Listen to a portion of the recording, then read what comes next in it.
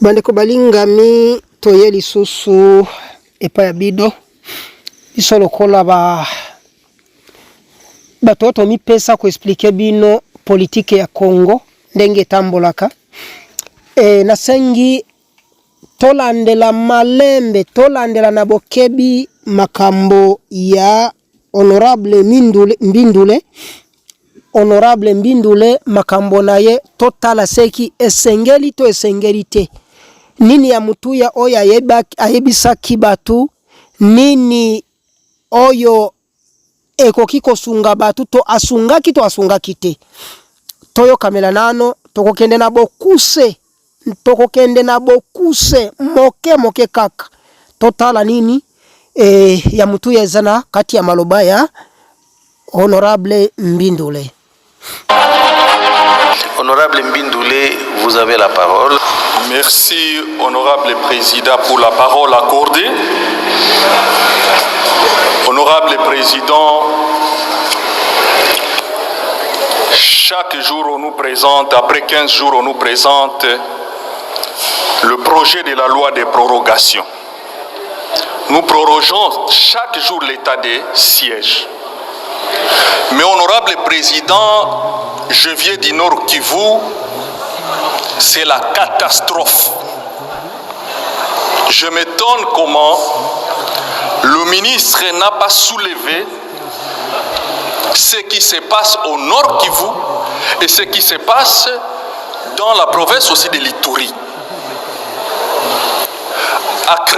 À décrétant l'état des sièges au Nord Kivu et en Ituri, le chef de l'État s'était assigné l'objectif de ramener la paix. C'était à cause des ADF.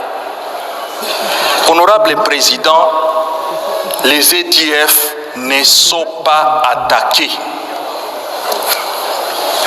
L'opération Oussouja, l'opération entre les FARDC et l'UPDF de l'Ouganda, a démontré ses limites. Rien n'est fait sur le terrain. Il y a des morts chaque jour. On égorge. Les Passissi qui dit qu'à Mambasa il y a eu 100 morts. Je veux le contredire. C'est plus que ça. Même aujourd'hui, à 7 heures, ils viennent d'égorger 13 personnes, les EDF. Or, l'objectif de l'état de siège, c'est de traquer les EDF. Nabokuse avato kende liboso nalingina komante moke napesa mwa explication moke na makambo ya honorable Mbindule ya solo Mbindule azoloba oyo akoki koloba ya solo me eloko ya kosuwa batu ezake Mbindule makambo oyo ozosolola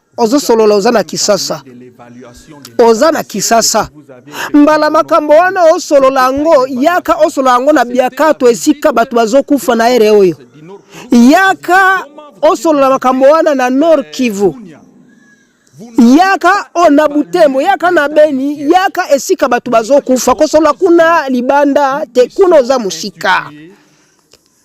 Ce qui est état de siège, objectif nango ezalaka kotrake ba ADF.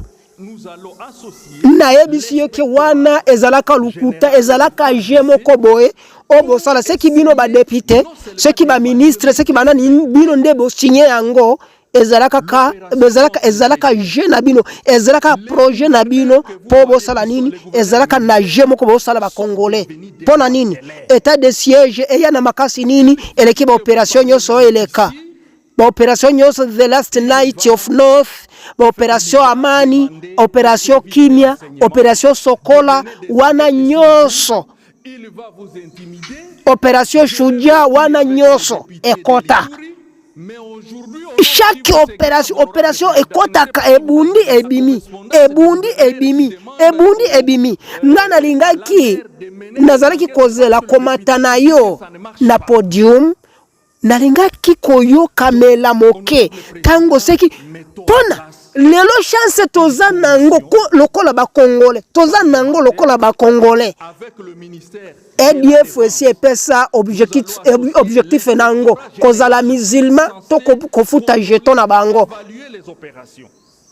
eloko ya mutu ya okoki koyebisa bato bozala ba musulman po bobatela makila na bino bozala ba musulman po bobatela babilanga na bino na bana na bino na bantaba na bino ou bien bofuta jeton wana ya $10 o bazofutisa nde bobatela makila na bino me koyebisa ke opération nini ekoya koleka opération oyo ebanda ba opération nyonso oyo ebanda nini opération nini ekoya seki olingi oyebisa biso mbindule seki olingi oyebisa biso ke ozobenga nde satana nde aya pona tomoni ke opération nyonso ba généraux nyonso baleka ba colonel nyonso baleka siko toyebite seki ozobenga opération nini seki opération studia MONUSCO ekota nango elembi etikala kaka ya bamboka ya bavile kati ya ville na bamituka na bango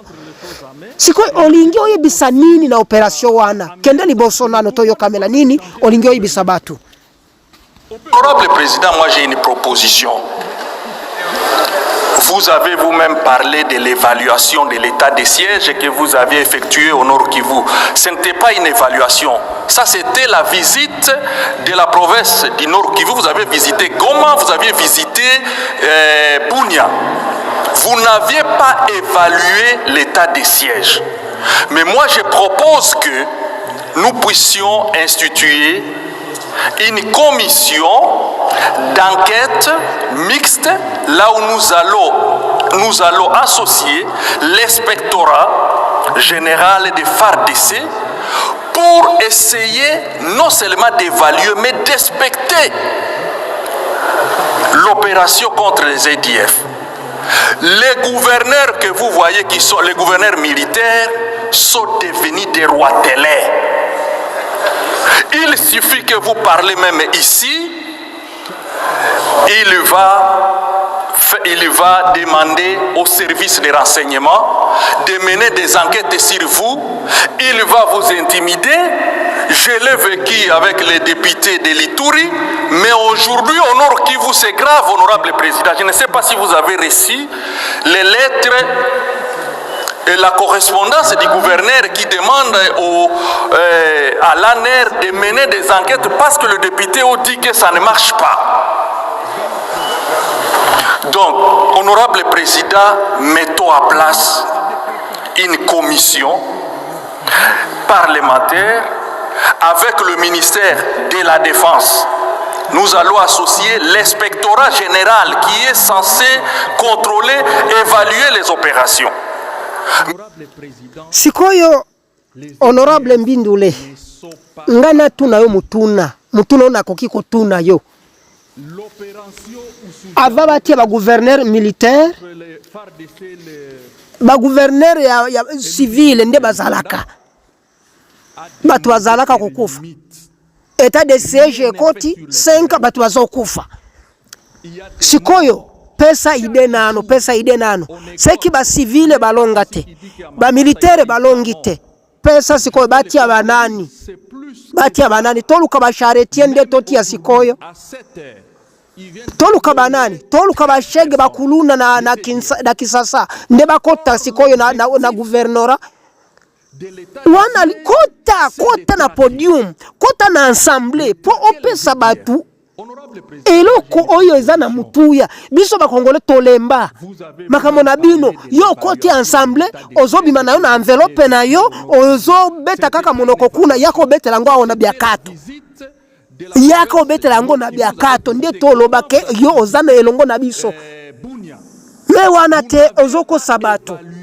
eza na opération ata moko te yebisa batu bandeko nanga na Butembo bandeko nanga ya Nord Kivu bandeko nanga na Beni kuna Ituri nyonso bofuta jeto wana po bozala na kimia pona nini tosi to participer toyoka bandeko na biso batindila kabiso wa message un peu partout que ceux qui ofuti jeto na bango ofanda ka aleze na bilanga na yo okati bilanga okei wenze bana bazotanga me bino koyela biso ba operation siki ba operation wana lukuta bakongole bondima yango te wana azobeta monoko na Kisasa azolia kaka supu azolia kaka misuni na ye azobima wana envelope na ye ya 5,000 seki 10,000 ya frais de transport bato azokufa seki outaki na Nord Kivu kima kinini mbalotikala kiwana mbindule mbalotika otikala kina Nord Kivu oza lelongo na bakongole o bazokufa olela na bango osala matanga na bango me okimi na Kisasa ozobeta monoko te wana te pokosa bakongole yebisa bakongole bafuta jeton ne bazana na kimia po tomoni ke bitumba ele bolonga ngote bitumba bolonga ngote seki ba civile ba gouverneur civile balonga te ba militaire balongi te siko benga operation ya nini benga satana sikoyo aya benga satana sikoyo ndi azala na gouverneur to mona ndenge ya kolonga to yo kamera makambo nayo.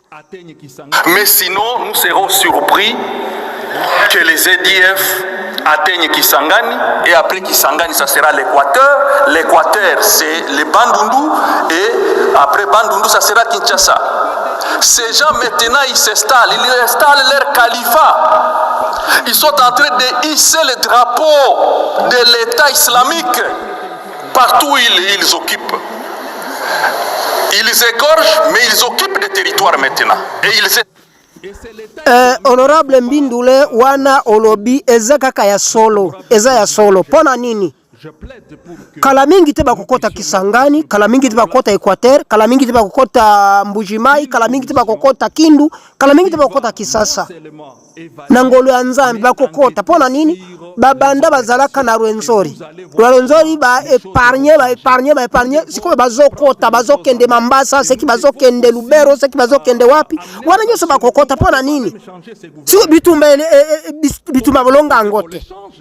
Ekoma probleme ya kobunda sikoyo bosala nini botika bango bakende eske eza na infraction po batia ba matisa drapeau na bango seki eza drapeau ya État islamique eza masumu si peut perdre matisa ka drapeau IDPS matisa ka drapeau INC matisa ka drapeau ba parti politique ba association matisa ka drapeau seki bango ba État islamique yango pe eza mouvement eza mouvement eza wana seki ba matisi drapeau wana ndio oyebisa biso oyebisa biso makambo wana na parlement totala yo na ba chombo totala yo na ba chaîne totala yo na ba media ke ozo solo la ke bazo matisa drapeau biso tozo mona bango pe drapeau ngo tomona kango siko tosala nini wana osunginga nini osungi kongole nini ba frère congolais ba sœur congolaise osungi bango nini omataki na parlement poye bisabiso ke bazo